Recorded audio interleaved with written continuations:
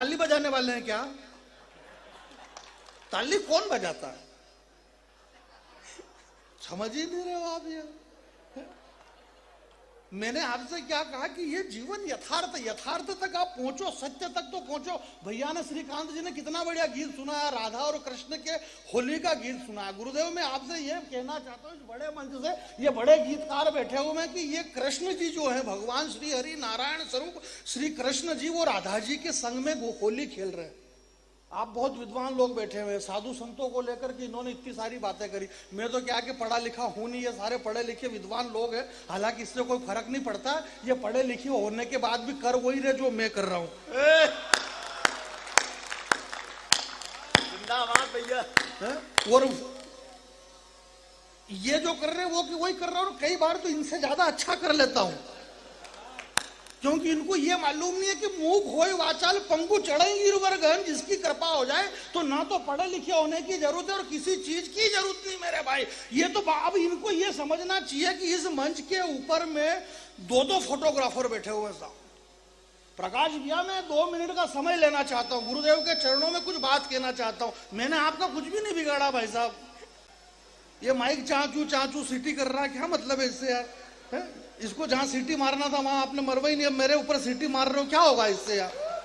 ये बहुत अच्छा माइक है आपका। आज से 17 लाख साल वर्ष पहले नेमी शरण वन के अंदर जब सूत जी महाराज ने 88,000 ऋषि महात्मा को करके जो कथा का विधान बताया, तो उस 88,000 की भीड़ को संबोधित करने के लिए जिस माइक की जरूरत थी वो यही वाला माइक था। बहुत पुराना माइक है आपका, शानदार है।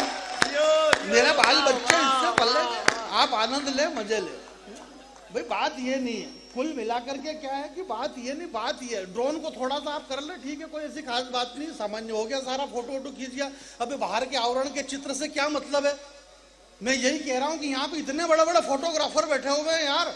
मुझे पता चला, हमारे कमलेश भाई ने बताया कि यूट्यूब पे देखते थे कि गुरुजी की यहाँ दरबार लगती, सभा बालाजी महाराज का इतना बड़ा दरबार लगता है। आप ड्रोन से ये जो चित्र उतार रहे हैं, ये जो फोटोग्राफर है, मेरा ये मानना है साहब कि ये जो ऊपरी आवरण है, ये जो हमारे चित्र आप उतार रहे हैं, इन चित्रों से कुछ भी नहीं होना, इन फोटोओं से कुछ भी नहीं होना है।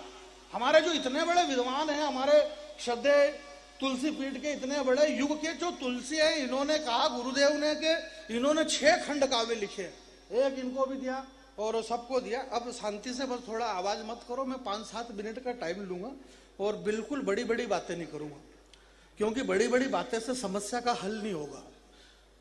सिर्फ मैं तो ये कहना चाहता हूँ, हमारे राम ने भी कहा, बोले यार ये प्रोग्राम 25 तारीख को होना था, जो 25 का 26 में चला गया।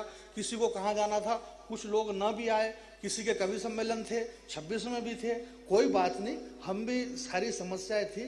परंतु मेरा सिर्फ यही कहना है भैया कि यार अब जो हो गया सो हो गया यार। शीश दिए गुरु मिले तो भी सस्ता जान। अगर हमें इतना बड़ा नुकसान भी यार, या हमें इतना बड़ा गुरु मिल गया, बात क्या, आप आगे तो सुनो पूरी बात, पूरी सुना, बात पूरी सुन ही नहीं रहे हो यार। मेरा मूड ही नहीं बनने दे रहे हो आप। इस देश के अंदर मूड ही नहीं बन रहा। देश में बाबा तुलसीदास जी कह रहे, आप आज कह रहे हो, ये बातें तो हजारों साल पहले बाबा तुलसी लिख करके चले गए। अब मोहि भरोस वाह हनुमंता, बिनु हरि कृपा मिले ही नहीं संता। जब तक भगवान की इच्छा नहीं होती है तब तक संत नहीं मिलता, और जब तक संत नहीं मिलता तब तक भगवंत नहीं मिलता। तो बुंदेलखंड के लोगों, आप तो इतने बड़े सौभाग्यशाली हो कि आप तो इतने बड़े संत की शरण में दिन रात यहाँ पर रहते हैं। और इसके बाद में मेरी बात को ध्यान से सुनना, मैं एक भी बार आपसे ये नहीं कहूंगा कि आपके हाथ खड़े करो और ताली बजाओ, नहीं, इनके कहने से आप हाथ खड़े कर दो, यहां से बांह फट गई, नुकसान इनका हुआ क्या?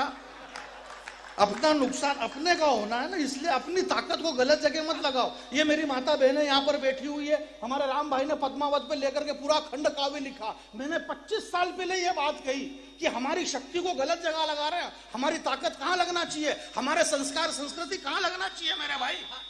ये बातें जो हमारी बहनें बैठी हुई है, ये बातें तो आज से 17 लाख साल पहले हमारे इतने बड़े युग तुलसी यहाँ पर बैठे हुए, किसी ने कहा गुरुदेव, बोले हमें हनुमान जी का चरित्र सुनना है। मेरी आवाज जहां तक जा रही है, हमें हनुमान जी का चरित्र सुनना है। उसने कहा, महर्षि ने बोले हनुमान जी का चरित्र सुनना है, समय कितना है? बोले आप कितने समय में सुना सकते हैं, ये बताइए। बोले अगर हनुमान जी का चरित्र सुनना चाहते हो और समय की जरूरत है, समय का पूछ रहे हो, तो कम से कम 41-42 लाख साल लगेंगे। बोले ये 41-42 लाख साल क्या होता है? इतने साल हनुमान जी का चरित्र सुनने के लिए? बोले बिल्कुल, चारों युग है प्रताप तुम्हारा, प्रसिद्ध जगत उजियारा। चारों युग में जिसका प्रताप है, जो चारों युग का सुपर स्टार है, कोई एक युग का स्टार है? चारों युग, सतयुग की उम्र 17,28,000 वर्ष, द्वापर युग की उम्र, कलयुग की उम्र, त्रेता युग की उम्र, चारों युग की अगर उम्र आप जोड़ ले तो 41 लाख साल होते हैं। तो जो चारों युग में जिंदा है, उसके चरित्र को सुनने के लिए तो लाखों साल लगेंगे। आपकी तालियां रोकना। अगले आदमी ने कहा कि अगर लाखों साल उस हनुमान रुद्र अवतारी के चरित्र को सुनने में लाखों वर्ष अगर व्यतीत हो जाए, अगर समय कम है, प्राणों की आहुति देना है, कंठ पे प्राण आ गए हैं, गुरु सामने खड़ा हुआ है, शीश दिए गुरु मिले, अगर सौदा ये हो रहा है तो गुरुदेव मेरे पास समय नहीं है, और कंठ तक प्राण आ गए, तो गुरु ने कहा बोले बेटा अगर समय कम है तो सिर्फ 2 लाइन में सुन ले हनुमान जी का चरित्र, बात खत्म हो जाएगी। अब हाथ खड़े करना के कंठ पे प्राण और हनुमान को सुनना है तो बेटा सुन 2 लाइन में के एक बंदर अति सुंदर। एक लाइन पूरी हुई है और मैं आपसे ये नहीं कहूंगा, एक बंदर अति सुंदर, अति सुंदर, जिसके अंदर साक्षात रामचंद्र। आपके तालियां कमजोर है मेरे भाई, जरा दोनों हाथ खड़े करें आपके।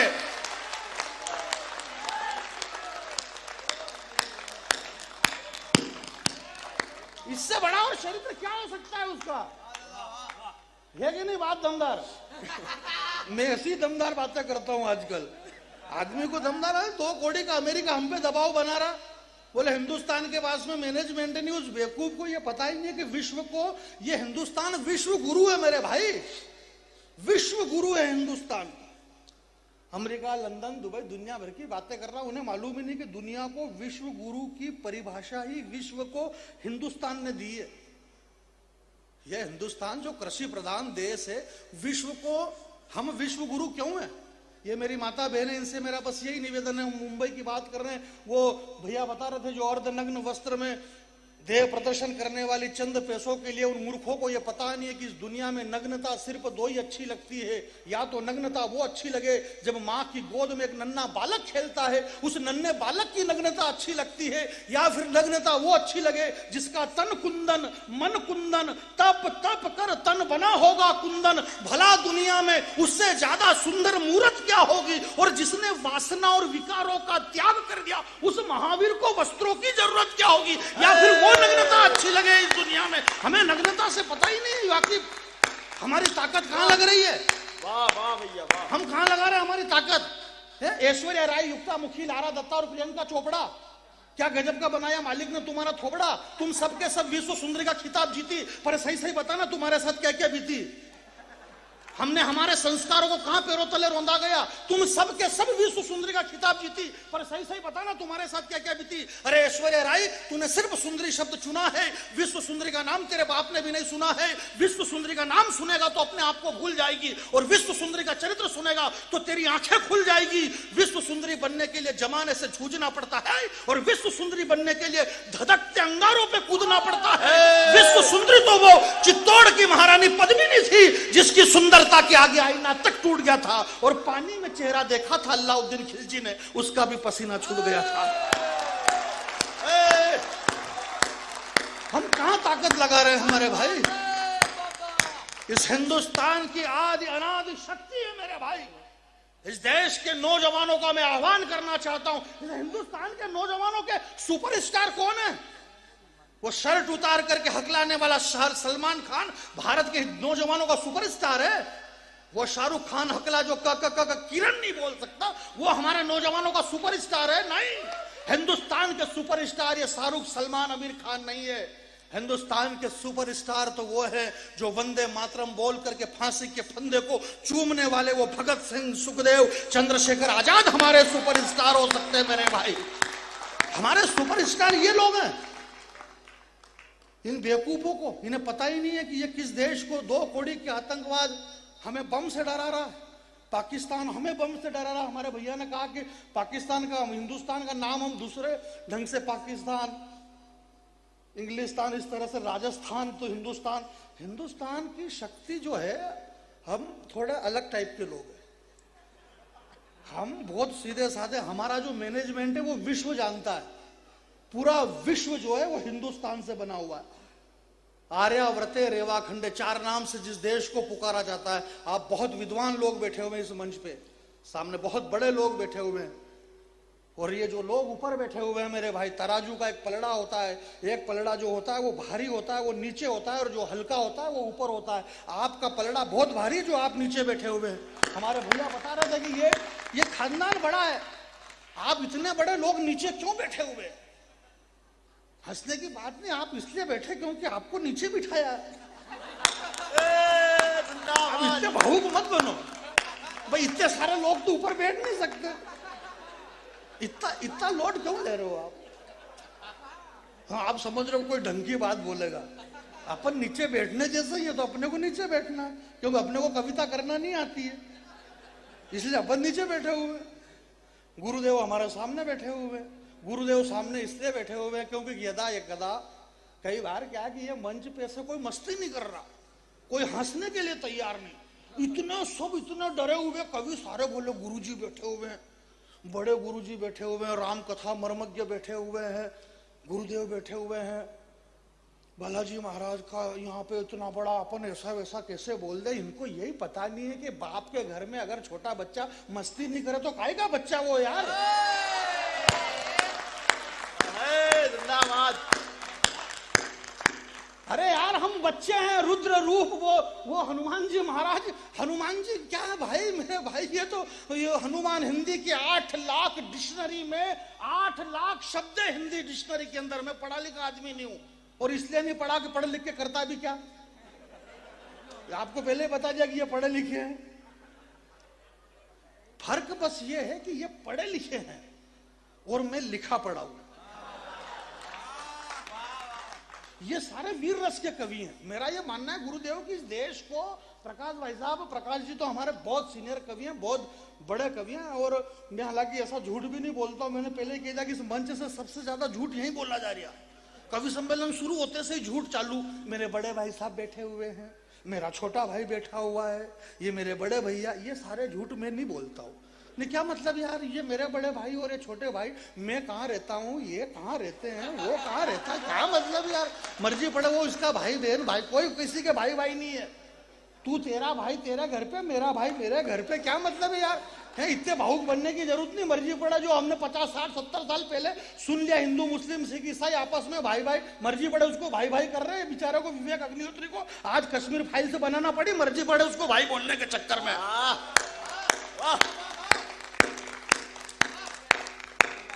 क्या मतलब है यार, ऐसा कुछ भी नहीं है, सारी फोकट की बात है। ओरिजिनल जो बात है वो बात ही नहीं बताई जा रही है। मैं आपके बीच में ये कह रहा हूं कि ये हिंदुस्तान है, हमारी जड़ें इतनी मजबूत है, हमें बस एक बार जो सुन लिया वो हमने कभी ओपन ही नहीं करा है। राधा के संग कान्हा होली खेलत है, और सारे कवि भी ऐसा ही कहते हैं कि राधा के संग कान्हा होली खेलत है। मैं एक बात पूछ रहा हूँ प्रकाश जी, आप बहुत सीनियर आदमी, बड़े कवि हैं, ये कृष्ण भगवान राधा जी के संग ही होली खेलते हैं, ये रुक्मणी जी के संग क्यों नहीं खेलते? सब्जेक्ट थोड़ा अलग टाइप का है, आपको अगर जानी बैरागी को सुनना तो थोड़ा अलग ढंग से सुनना पड़ेगा। हाँ हाँ बिल्कुल। आज से 2 वर्ष हो गए कोरोना में, सृष्टि पे एक ऐसे सूक्ष्म जीवाणु ने सृष्टि की पूरी गति को रोक दिया था। हम कितने ताकतवर हैं, ये एक सूक्ष्म जीवाणु ने बता दिया कि हमारी ताकत कितनी है। मैं एक बात बता रहा हूं, शायद आप पहली बार सुनेगा, मंच भी पहली बार सुनेगा, और अगर इसके पहले भी आप लोगों ने सुन रखी है तो चेहरे के हाव भाव ऐसे बनाओ जैसे पहली बार सुन रहे हो। नहीं, हाव भाव बनाना पड़ता है, हाव भाव से ही सब चल रहा भैया। तो अरे ये क्या कि ज्यादा जोर जोर से बोलते वीर रस की कविता, तो दिक्कत ये नहीं है, जोर जोर से बोलने में वीर रस की कविता में लोगों के रोंगटे खड़े हो जाते हैं, और रोंगटे खड़े हो जाए उससे भी दिक्कत नहीं। अभी 6 दिन पहले मेरे गाँव में कवि सम्मेलन करवाया, इनको बुलाया, इतनी कविताएं पढ़ी वीर रस की, देशभक्ति की, लोगों के रोंगटे खड़े हो गए। दिक्कत ये नहीं कि रोंगटे खड़े हो गए, दिक्कत ये कि अभी तक लोगों के फोन मेरे पास में आ रहे, बोले जानी भैया लोगों के रोंगटे बैठ ही नहीं रहे वापिस, खड़े के खड़े ही है रोंगटे इनके। इस देश को वीर रस के कवि की जरूरत नहीं है, इस देश को वीर रस के आदमी की जरूरत है, आदमी की। ये हिंदुस्तान वीर रस का आदमी चाहिए इस देश को। जो बड़ा है वो विनम्र है। दुनिया का सबसे बड़ा व्यक्ति, दुनिया का सबसे बड़ा, बाल समय रवि भक्ष लियो जब तीनों लोग भयो अंधियारो, जो सूर्य को मुंह में ग्रहण कर ले, इसके बाद भी अगले की विनम्रता देखना मेरे भाई। दुनिया में हनुमान जी महाराज से बड़ा विनम्र कौन हो सकता है। पधारिए, हमारे बीच में बहुत महत्वपूर्ण अतिथि लोग पधारे हैं। इस तरह से बीच बीच में आते रहते हैं तो अच्छा रहता है। नहीं, हमको भी ऐसा डाउट रहता है कि अच्छा ओरिजिनल अतिथि तो अब आए। एक बार इनके सम्मान में भी अब ताली वाली बजा दीजिए। सुनिएगा, मैंने कल परसों मुझे पता चला कि गुरुदेव भी थिएटर के अंदर गए थे और द कश्मीर फाइल्स फिल्म देखी। मैं गुरु के समक्ष सामने बैठा हुआ हूं, बहुत बड़े लोगों के सामने बैठा हुआ हूं। एक कविता मैं आपके बीच में सुना देता हूं, 2 मिनट की कविता है। बीच में से कोई भी उठ करके नहीं जाए, जिसको जाना है वो एक एक करके जाइए। भैया 5-5, 7-7 लोग जा रहे हो। अरे हम पढ़े लिखे लोग हैं यार, आपको जाना है एक एक करके जाइए। झुंड के झुंड जा रहे हैं। जनरल डायर ने जब जलियांवाले बाग के अंदर गोली कांड किया, सैकड़ों लोग मर गए, झुंड के झुंड। कौन कौन मरा उनके नाम भी मालूम नहीं है, परंतु भगत सिंह, सुखदेव, चंद्रशेखर आजाद, ये सब एक एक करके गए। पूरा देश आज भी उनको पूज रहा है। आपको जाना, आप एक एक करके जाइए, आप झुंड के झुंड मत जाओ, आप आराम से एक एक करके जाइए। ऐसा कुछ भी नहीं, ये कवियों का दरबार है। मैंने आपसे कहा कि ये जो लोग ऊपर बैठे हुए, ये ऊपर क्यों बैठे हुए हैं? ये ऊपर इसलिए बैठे हुए क्योंकि इनका खानदान बड़ा है। मेरे भाई ने बताया कि हमारा खानदान बड़ा है। हम निराला, दिनकर और तुलसी के खानदान के लोग हैं मेरे भाई, जिसका खानदान इतना बड़ा खानदान है। यहां अगर कोई ज्ञानी व्यक्ति बैठा है तो मेरी बात को ध्यान से सुनना। जानी बैरागी इस मंच से कहना चाहता है, जब भगवान श्री राम का वनवास हुआ, तापस वेश विशेष उदासी, 14 वर्ष राम वनवासी। जब भगवान श्री राम का वनवास हुआ तो संपूर्ण अयोध्यावासी रथ के आगे आकर के सो गए कि हे सुमंत, आप राम को ले नहीं जा सकते। श्री राम के वियोग में पशु पक्षी, नर, झील, झरने, पहाड़, यहाँ तोता, मैना, कोयल, सारी सृष्टि रोने लग गई। राम के वनवास में संपूर्ण सृष्टि ने विरोध किया था। वही राम जब अयोध्या में आए, मेरी माता बहनों के चरणों में 4 बात कहना चाहता हूं। वही श्री राम जब अयोध्या में आए और श्री राम ने जब माता जानकी का वनवास हुआ तो एक भी व्यक्ति खड़ा नहीं हुआ कि जानकी का वनवास नहीं होना चाहिए। एक भी व्यक्ति नहीं बोला। हमारे माणिक जी चले गए पंच तत्व में, उनका शरीर पता नहीं कहां है, आत्मा शायद इस पंच तत्व में विलीन। माणिक जी कहीं सोचते होंगे, देखते होंगे। माणिक जी ने कहा था कि देख दशा नारी की, देख दशा नारी की। अहिल्या बोली, हे राम जी मुझे फिर से पत्थर बना दो। देख दशा इस नारी की।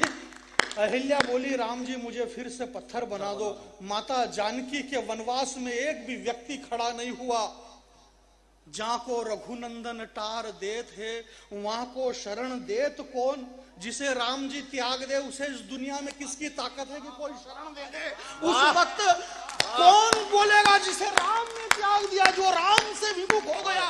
उस वक्त तमसा के तट से एक बूढ़े महर्षि योगी ने आवाज लगाई कि हे बेटी तू मेरी शरण में आ जा। वो सृष्टि का पहला कवि, आदि कवि वाल्मीकि हुआ। वो राम की शरण वो चला गई। वो माता जानकी जिस कवि की शरण में रही, भगवान श्री राम से कहा कि हे राजा राम, आपकी गर्भवती अवस्था में अपनी पत्नी को एक वाल्मीकि के आश्रम में, एक आदिवासी के आश्रम में आपने छोड़ा, ऐसा क्यों किया? भगवान श्री राम ने कहा कि ये चक्रवर्ती राजा की पत्नी है, इसके होने वाले इस राजा के बेटे बड़ा होकर के ये ना सोचे ये एक आदिवासी के आश्रम में रहे हैं, इन्हें अगर आदि मिलेगी तो आदि खा लेंगे, बासी मिलेगी तो बासी खा लेंगे।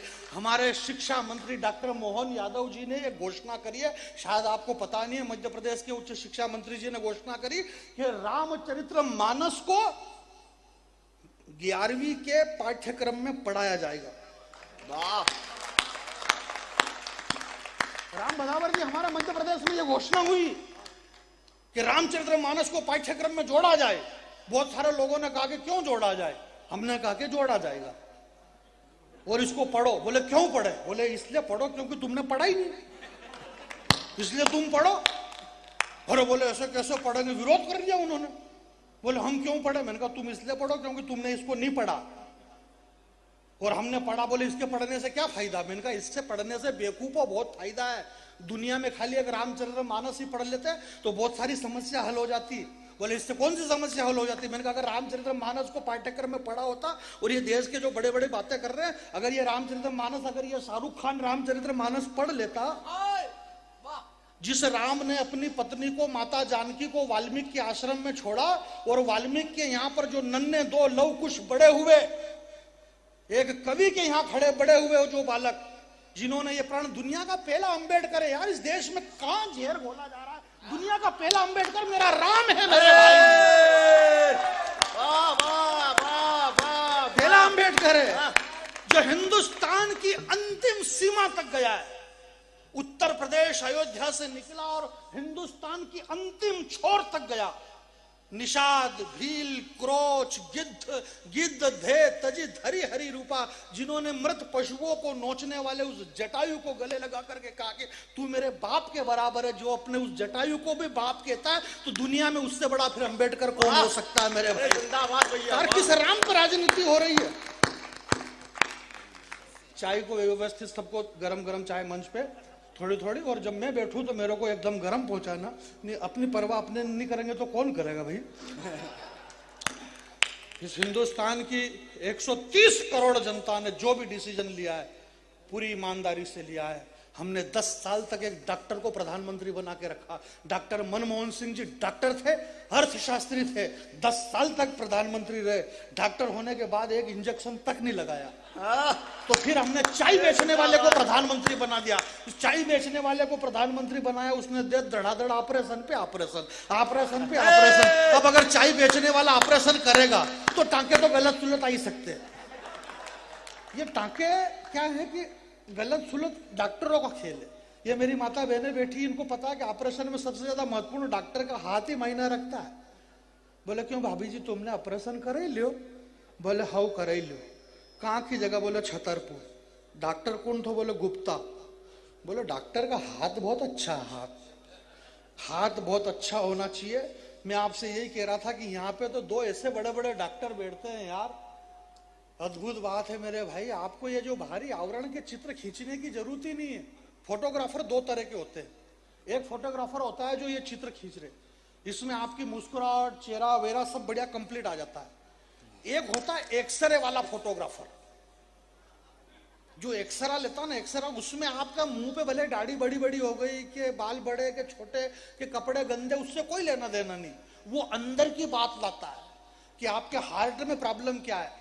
तो जो अंदर की बात ले आए दुनिया में, वो गुरु, और उस गुरु के लिए दुनिया का कितना भी बड़ा नुकसान होगा तो हम सहन करने के लिए तैयार हैं। जो अंदर से बात ले आए, शीश दिए गुरु मिले। अगर ऐसा गुरु मिल जाए तो दुनिया का सारा नुकसान हम भुगतने के लिए तैयार है। तो दुनिया का पहला गुरु श्री गुरु चरण सरोज,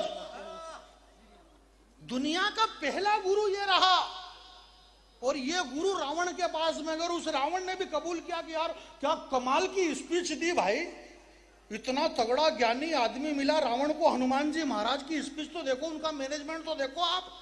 उस बराक ओबामा ने कहा, अमेरिका ने, बोले हिंदुस्तान के पास में सब कुछ है पर मैनेजमेंट नहीं है। मैंने कहा बेवकूफ, तेरे को पता ही नहीं, मैनेजमेंट की परिभाषा पूरे विश्व को हिंदुस्तान ने दी। हमारे हनुमान जी महाराज से बड़ा कोई मैनेजमेंट गुरु हो ही नहीं सकता। मैनेजमेंट आप जानते हैं प्रकाश जी, जानते होंगे, इतना बड़ा कवि सम्मेलन इतने कम पैसे में करा दिया, ये क्या है? बस यही मैनेजमेंट है कि कम खर्च में बड़ा काम जो कर दे, ये हनुमान जी का जादूगर है। बराक ओबामा को पता नहीं जो कम खर्चे में सबसे बड़ा काम करे, वो मैनेजमेंट। दुनिया के पहले मैनेजमेंट गुरु हनुमान जी थे। बगैर फ्लाइट, बगैर ट्रेन, बगैर बस लंका में जाके राम की क्या साख कर दी, माचिस की तीली से लेके केरोसिन तक सामने वाले का, और पूरी लंका जला के राख कर दी। अगर भगवान श्री राम जी को लंका जलाना पड़ती तो इतना सारा घासलेट कहां से लाते? नहीं, हंसने की बात नहीं, एक कूपन पे 3 लीटर नहीं मिल रहा है ढंग से, तो भगवान राम घासलेट लेने के लिए कहां जाते फिरते? ये तो हनुमान जी का ही मैनेजमेंट था कि तेल, बोर पट, पूंछ पे लपेटने का वो कपड़ा, वो सारे माचिस, वो घासलेट, सारा आइटम सामने वाले का। जली ओनली 10 मिनट लगे अगले को, ओनली 10 मिनट। ऑल 10 मिनट में पूरी गोल्डन टेम्पल, पूरी सोने की लंका जला के राख कर दी। रावण के सारे सिक्योरिटी गार्ड खड़े खड़े देखते रहे, फायर ब्रिगेड वाले आंखें सेकते रहे, कोई भी हथेली नहीं लगा सका। हनुमान जी बचपन में पालने में सोए हुए थे। विश्व सुने कि हनुमान क्या है और हिंदुस्तान विश्व गुरु क्यों है। हनुमान जी बचपन में पालने में सोए हुए थे, जाने किन ख्यालों में खोए हुए थे। बताओ ऐसा चरित्र कहां मिलेगा विश्व के किसी भी राष्ट्र में। और अंजना मैया को थोड़ी सी देर क्या हो गई, पूरा सूर्यदेव निकल गए ब्रेकफास्ट में। बाल समय रवि भक्ष लियो तब तीनों लोग भयो अंधियारो, देवनान करी विनती तब छाड़ दियो रवि कष्ट निवारो। यहां मेरी माता बहने बैठी, जब हनुमान जी महाराज ने कछु मारे सो कछु मर दे सो सारे वृक्ष उखाड़ करके फेंक दिए। भूख लगी, फल खा गए। रावण के सामने खड़ा किया हनुमान जी महाराज को, सादा ब्रह्मास्त्र कपिमन कीन विचार। उन्होंने कहा बोला आइटम इसके पास में तगड़ा है, पर वो तो मैनेजमेंट जानते थे। हनुमान जी बोले अपने को अपना काम निकालना। भाई प्रकाश जी सबसे बड़े हैं, परंतु ये धीरे धीरे सबको निपटा रहे नहीं निपटा रहे, ये इनका मैनेजमेंट है। तो हनुमान जी महाराज के पास तो सब कुछ था, परंतु उन्होंने कहा कि यार जैन ब्रह्म सर मानो महिमा मिटे अपार। रावण के सामने खड़ा किया हनुमान जी महाराज को एक बहुत प्यारी सी बात, शायद यहाँ पे कितने लोग बैठे, शायद आपने सुनी ना सुनी, जानी बेरा कि आपके बीच में एक बात कहना चाहता। हनुमान जी क्या है कमलेश भैया, एक बात बता रहा हूं मैं आपको, बात यही जो मैं बता रहा हूं, ये नहीं कोई नई बात नहीं आपके लिए, यही बात है। वन विभाग वालों ने हनुमान जी पे क्लेम कर दिया। हनुमान जी ने कहा बोले मेरी क्या गलती भैया, जिन में मारा थे मैं मारे, उन्होंने मेरे को मारा तो मैंने उनको मारा, नहीं मारूं तो क्या करूं, अब मैं मार खाता रहूं क्या। बोले नहीं आपने मारा, अक्षय कुमार को मार दिया, कोई दिक्कत नहीं, उसने आपको मारा, आपने फल खाया। पर बात यह है कि ये जो वन विभाग वाले हैं, ये वन विभाग वालों का ये कहना है कि आपको भूख लगी थी तो आप फल तोड़ के खा लेते, परंतु आपने इन वृक्षों को उखाड़ा क्यों, ये शाखाएं तोड़ी क्यों, ये डालियां क्यों तोड़ी आपने, ये वृक्ष उखाड़ उखाड़ के फेंक दिया आपने। तो हनुमान जी ने कहा बोले यार गलती तो हो गई अपने से, परंतु जो ओरिजिनल स्पीकर होता है, ओरिजिनल स्पीच देने वाला आदमी, हनुमान जी महाराज को अगर यह कहा गया कि ज्ञानी नाम अग्रण्य, जो ज्ञानियों में अगर अग्रज है दुनिया में, उससे बड़ा कोई ज्ञानी नहीं हो सकता। अगले आदमी ने जो तर्क दिया, बोले आपको भूख लगी थी, आप फल तोड़ करके खा सकते थे, आपने इन वृक्षों को उखाड़ करके क्यों फेंका। उस रुद्र अवतारी हनुमान जी महाराज ने कहा कि मैंने वृक्षों को इसलिए उखाड़ करके फेंका, छतरपुर के बहुत प्यारे अच्छे लोगों, बुंदेलखंड के लोगों, शायद ये बात मेरी सुनना। हनुमान जी महाराज ने कहा कि हे मूर्ख, ये जो माता सीता मेरी मां है, ये इस पृथ्वी से पैदा होती है, इस पृथ्वी से जन्म लिया है, ये पृथ्वी की पुत्री है, और ये जो वृक्ष हैं ये भी इस पृथ्वी पे खड़े हुए हैं, ये भी इस पृथ्वी के पुत्र हैं, ये सीता इनकी बहन है, और जो बहन आंसू बहा रही है, और ये वृक्ष ठूठ बन करके खड़े हुए हैं, इन्हें जिंदा रहने का कोई अधिकार नहीं। एक बहन सिसक रही है, एक बहन सिसकती और भाई फुट बन के खड़ा हुआ है। तब मैं आपके बीच में एक बात कहना चाहता हूं मेरे भाई के, ए मेरे पुराने प्यारे मित्र।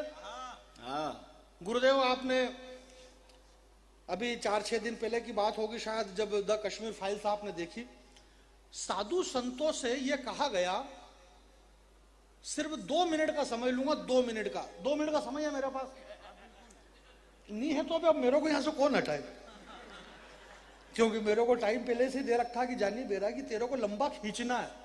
मैंने कहा मैं खींच दूंगा, मैं बैरागी आदमी हूं, मेरे को सारे मंत्र आते हैं, मैं मरे गरे के भी जानता हूं और शादी ब्याह के भी जानता हूं। ये अलग बात है कौन से वाला कहां पढ़ना ये मेरे को याद नहीं रहता है,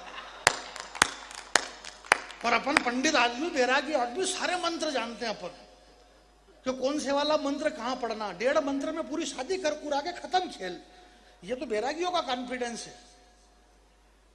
तो साहब बात यह हुई कि साधु संतों को राजनीति में हस्तक्षेप नहीं करना चाहिए। एक साधु ने शपथ ग्रहण की, अभी साहब लखनऊ में भव्य शपथ ग्रहण करी।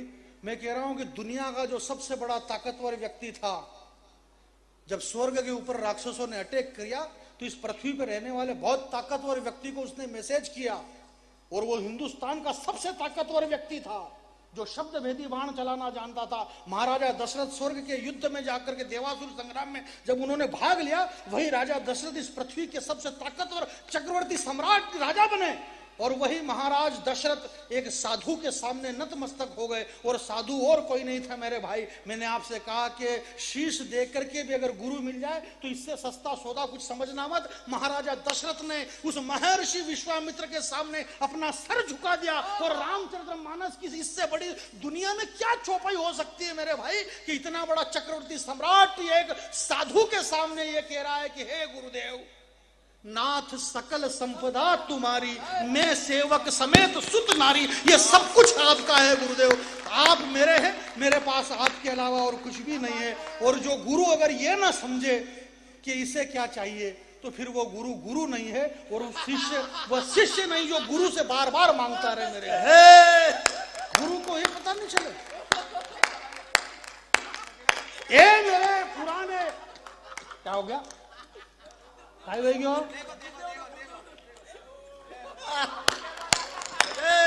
मैंने आपसे पहले ही कह दिया कि जो बच्चा घर में ज्यादा मस्ती करता है तो वो इसलिए मस्ती करता है क्योंकि उसके जो पिताजी हैं वो उसको कभी डांटते नहीं है, बदले में फिर वो कब्बसी तोड़ता फेंकता है। कभी क्या कर देगा, कभी कपड़े जला देगा, कभी कब्बसी तोड़ देगा, कभी लीड फेंक देगा, कभी मोबाइल तोड़ देगा। ये उस बच्चे की शरारतें हैं, और ये बड़े बड़े होते हैं साहब। मैं बहुत बड़े मंच से, बड़े पवित्र मंच से मैं आपके बीच में क्या कह सकता हूँ, मैं बड़ा भावुक हूँ। मैंने बहुत बड़ा नुकसान अभी महीने भर पहले ही किया है, और एक इतना बड़ा अंश अगर सामने बैठा हुआ है तो मैं तो सिर्फ ये कह सकता हूँ कि मैं छल हूँ, छिद्र, प्रपंच, लोभ और कपट से भरे हुए लोग, दो पैसे के लिए रात रात भर हम रोने फिरने गाने बजाने वाले लोग, हम काहे के भक्त हो सकते हैं। आप हमारे अवगुण को हरने वाले हैं भगवान, मैं आपको प्रणाम करता हूँ। इस सारे मंच की तरफ से मैं हम क्षमा प्रार्थी होते हैं आपसे, और हम आपसे प्रार्थना करते हैं मेरे भाई, जो बीत गया उसको भूलो, कोई मतलब ही नहीं है, ऐसा कुछ भी नहीं है। ऐसा एक बार मैंने ऐसा कर दिया तो अगले आदमी ने 6,000 रुपये काट लिए मेरे भगवान। ए मेरे पुराने प्यारे मित्र, कविता सुनिएगा साहब, एक कविता आज से 30 वर्ष पुरानी कविता, विवेक अग्निहोत्री ने फिल्म बनाई 30 वर्ष पुरानी, कश्मीर द फाइल्स। आज से 30 वर्ष पीछे चले जाना, एक एक लाइन पकड़ लेना, दो पंक्ति समझ जाएंगे दादा आपके सुनाता हूं मैं। हालांकि आपके चरणों में मैं नहीं रखता हूं, कवि सम्मेलन में गुरुदेव ऐसा बहुत चलता है कि मैं दो पंक्ति दादा के चरणों में रख रहा हूं। नहीं, ऐसा हंसने की बात नहीं, दादा के चरणों में रखो, दादा के मुंह से बदबू आ रही है, क्या मतलब है यार, अपनी पंक्ति अपने पास रखो। ये कविता जो होती है हमारी संतान है, ये हमारे भगवान श्री कृष्ण कहते हैं कि अपनी आप कर्म की चिंता मत करो, फल करो, फल की चिंता मत करो, कर्म करते रहो, फल इधर उधर मत छोड़ो दूसरे की छाती पे। तो ये कविता हमारा फल है, इसको हम हमारे पास में रखेंगे, इधर उधर नहीं छोड़ते। ए मेरे पुराने प्यारे मित्र, ध्यान से सुनना, ए मेरे पुराने प्यारे मित्र, ऐसे कैसे बदल गया रे तेरा चरित्र।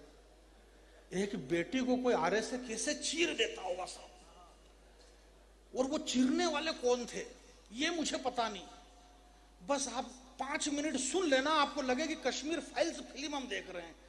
ए मेरे पुराने प्यारे मित्र, ऐसे कैसे बदल गया रे तेरा चरित्र, तू भूलने का इतना आदी कैसे हो गया है। शायद तूने कुरान ढंग से नहीं पढ़ी, इसीलिए जेहादी हो गया है। मां की कोख से पहला कदम तूने इसी धरती पर रखा है, इस मिट्टी के स्वाद को तूने कई बार चखा है।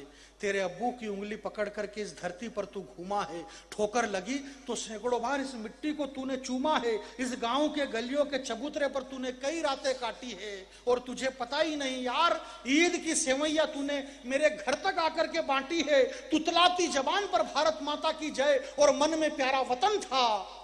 जब पहली बारिश में तू भीगा ना तो मेरा कमीज और तेरा बदन था। वो खुशी के दिन पता नहीं क्यों गम में बदल चुके हैं, और चुराए थे चुपके चुपके जो बेर हमने साथ में, पता नहीं क्यों वो बम में बदल चुके हैं। पता नहीं क्यों वो बम में बदल चुके हैं यार। कैसे भूले वो सावन के झूले जो साथ साथ में झूले, वो आवारागिर्दी की बातें, वह कम कपाती सर्दी की रातें, वो रोज रोज स्कूल में बुखार का बहाना, नदी पर जाकर के नहाना। खुशियों के वो दिन भी देखे थे जब चोरी से अमरूद मैंने तुम्हारी तरफ फेंके थे, और पत्तों की सरसराहट से रमतू काका जाग गया, उस वक्त तू मेरे हिस्से के अमरूद लेकर के भाग गया। वो दिन गए, वो रातें गई, वो बातें गई, और पता नहीं अब आ गया है तू किसकी बातों में। बारूद लेकर के बैठा है अमरूद वाले हाथों में। हाँ, वाह भैया। बारूद लेकर के बैठा है अमरूद वाले हाथों में। उम्र में तू बहुत छोटा था। मैंने इतनी देर तक जो कहा मुझे माफ करना, 2 लाइन सुनना कि हमारे संस्कार और हमारी जड़ें कितनी गहरी है, हमारी संस्कृति क्या है। उम्र में तू बहुत छोटा था, तेरी मौसी के घर से ही लौटा था, और जब तू बीमार पड़ा तो छूट गए तेरे हाथों के गिल्ली डंडे, वो उछलना कूदना, वो हथकंडे। तब मेरे दादाजी ने डाले थे तेरे गले में ताबीज और गंडे। मेरे घर वालों ने तेरे नाम पर कितना संताप किया था, और तुझे पता ही नहीं मूर्ख, मेरी मां ने तेरे नाम पर कई बार महामृत्युंजय का जाप किया था। ये हिंदुस्तान, हमारे भाई लोग चिंता जता रहे हैं कि सनातन धर्म खतरे में है। यार, सनातन धर्म की जड़ें इतनी गहरी है। भगवान यीशु को जब क्रूस पे टांगा गया, क्रूस पे जब भगवान यीशु को टांगा गया, एक कील इस हाथ में, एक कील इस हाथ में, एक इस पांव में, एक इस पांव में, 4 कील। भगवान यीशु भगवान के घर 4 ही कील थी ना भाई। एक कील इधर ठोक दी, एक इधर, एक इस हाथ में, एक इधर। भगवान यीशु भगवान के घर चले गए। 4 कील में जो भगवान कह रहे हैं कि ये भगवान यीशु हैं, ये चले गए। सैकड़ों बाण जिनके शरीर में चुभे हुए थे, पितामह भीष्म, जिसको तो हम भगवान भी नहीं मानते हैं। मृत्यु छू नहीं सकती जिसे, अरे मृत्यु छू नहीं सकती। मृत्यु प्रवेश नहीं कर रही हस्तिनापुर कुरुक्षेत्र के मैदान में। वो घुटनों के बल चलने वाले, हम कवि सम्मेलनों के मंचों से नेता और राजनीति के खिलाफ कविता कर रहे हैं, हम नेताओं को गाली दे रहे हैं। सड़क खा गए नेता, चारा खा गए, 10 करोड़ खा गए, 20 करोड़। आपको इससे क्या तकलीफ है? नहीं भाई, आप खुद का कॉन्फिडेंस बढ़ाओ ना खाने पीने का। न खुद खा रहे हो, न दूसरे को खाने दे रहे हो। ये खा गए, खा गए। नहीं खाएगा तो कौन खाएगा? अरे भाई साहब, हम नहीं खाएंगे तो क्या विदेश से खाएंगे क्या? भारत की संपत्ति भारत का नेता नहीं खाएगा तो क्या अमेरिका वाला खाएगा?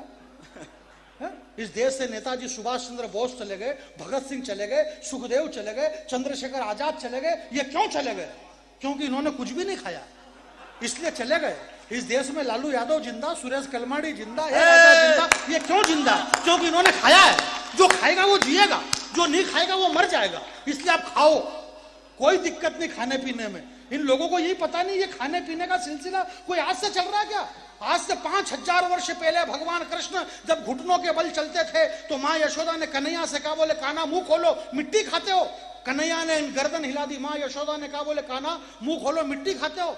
जब नन्हे कन्हैया ने अपना मुंह खोला तो मुंह के अंदर उन्होंने पृथ्वी, पाताल, तल, तलातल, मातल, भूतल, रसातल, सतलोक, वैकुंठलोक, भूरलोक, भर्गलोक, स्वर्गलोक, 3 लोग। ताली मत बजाओ। भगवान कृष्ण बचपन में पूरी दुनिया खा गए। ये तो बहुत पहले से चला गया खाने पीने का, कोई दिक्कत नहीं, आप खाओ। जो खाएगा वो जिएगा। आप खाओ पियो ऐश करो, संसद में घाटे का बजट मत पेश करो। आराम से खाओ पियो। सुनिएगा कि मैं चला या तू चला, आहट तो चलने की ही थी, और मैं जला या तू जला, बदबू तो जलने की ही थी, और आसाम जले या जले गुजरात, मौत की ही सेज थी, और हिंदू जले या जले मुस्लिम, आग तो उतनी ही तेज थी। ये आग की लपटें हिंदुस्तान के अंदर इतनी ही तेज है, ये लपटें आग की उठे नहीं, इसलिए बस एक बार उड़ गई। माता जानकी ने कहा कि अवनी न आवत एक तारा। श्री हनुमान जी महाराज ने कहा कि एक इतना सा अंगारा तुम्हें चाहिए और ये भी नहीं मिल रहा है, सुबह में पूरी लंका जला करके राख कर दूंगा। पूरी लंका जला करके राख कर दी।